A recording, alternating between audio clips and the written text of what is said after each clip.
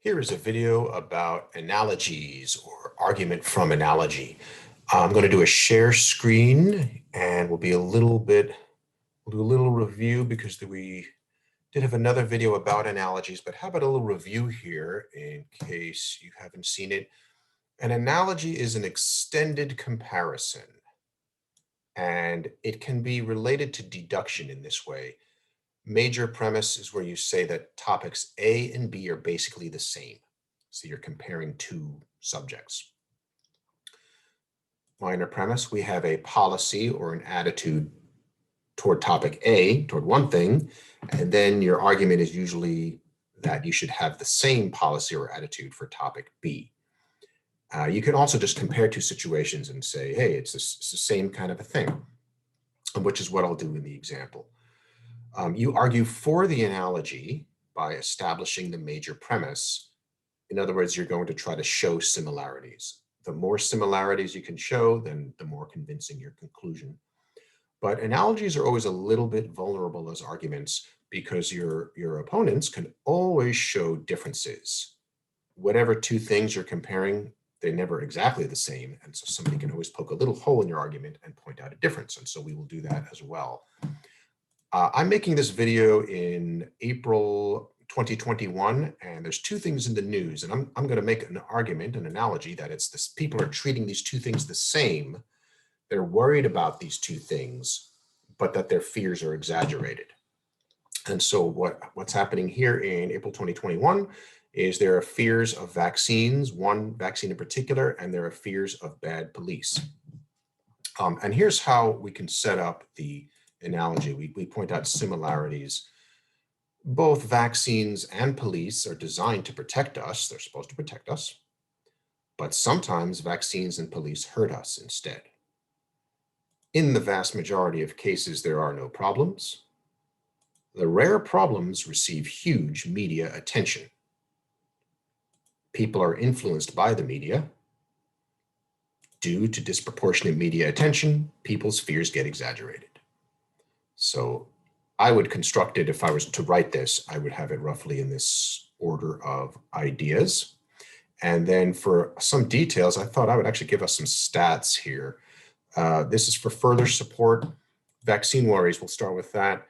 And this is, again, if you're watching this in 2021, you probably know about the Johnson & Johnson vaccine. 6 women got dangerous blood clots from this vaccine. So life-threatening blood clots, that's no fun to think about. So it is a reality. However, it was 6.8 million doses that have been given. So that's not even 1 in a million.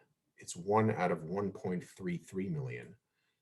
So that is the, I'm arguing is a very, very, very small number. As a percentage, it's 6.088%. For perspective, it is worth looking at perspective. Typical vaccines see about 20 reactions per million. This can vary greatly, so feel free to double check these stats here, but the average is about 20 reactions per million. So actually the J&J vaccine is safer than average. But again, these are realities. They do receive media attention. And in fact, it's kind of scary. Who wants blood clots? So, you know, it's not like you're a crazy person if you are worried. There are worries about it. And same thing with police. These statistics are about 20 years worth. Some of these are from the late 90s, but this is more like the last 20 years. Each year, approximately 50 million citizens have what they call police encounters. This could be something as simple as a parking ticket, but it means some kind of interaction with an officer having to do with the law. So in many cases, this is because 50 million sounds like a lot. But in many cases, it might be just like a traffic ticket, you know, speeding ticket or something. This is not necessarily like criminals being arrested, but those are included under the 50 million. And we assume it's during those encounters that each year about 1,000 citizens die. And this is a number, you guys probably have heard this one before. It varies a little higher or lower each year, but the number has been pretty constant for 20 years, about 1,000. The math is easy, 1 in 50,000 in an encounter with police. For further perspective, typically 90% of deaths are uncontroversial since officers were clearly under attack, like you can see the footage of the person shooting at the officers or trying to stab them. But the other 10% are controversial, and this is what you hear about in the news. In fact, you're going to hear about it a lot in the news. And that would be 1 in 500,000 or 2 per million. So this is where there's times I think we'll agree people died who didn't really deserve to die, and it is very rare, 1 in 500,000 or 2 per million. And then for a comparison to other countries, US ranks about 25th in the world for frequency of deaths in encounters with police.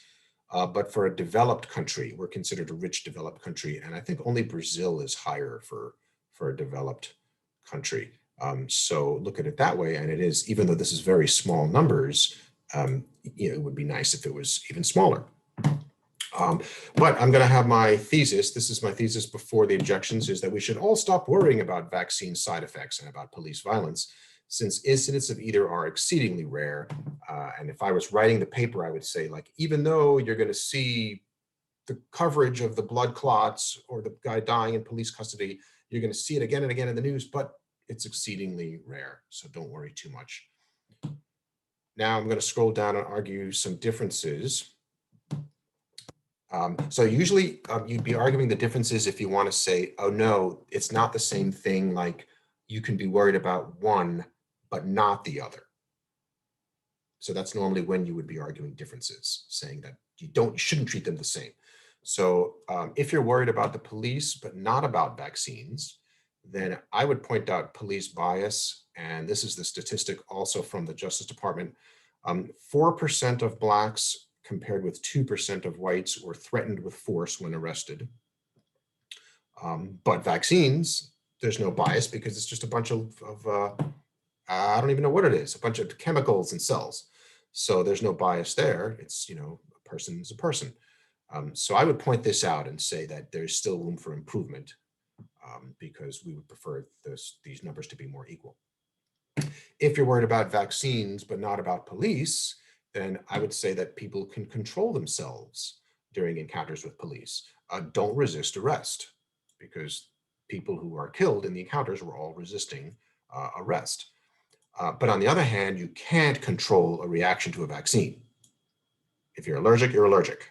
If you get blood clots, you get blood clots. You can't tell the vaccine, oh, it's okay, I surrender, because it's either going to do it or it's not. So I would point out that. So this would depend on how you want to argue it. To wind up this video, I'm just going to modify the thesis and still treat them as the same. And I'm going to say, let us seek continued testing for vaccines and sensitivity training for police. But even now, let's be supportive of both. So for my thesis here, I am just qualifying the original one. Time to wind up the video. This is the video about analogies, and I hope you found the video helpful.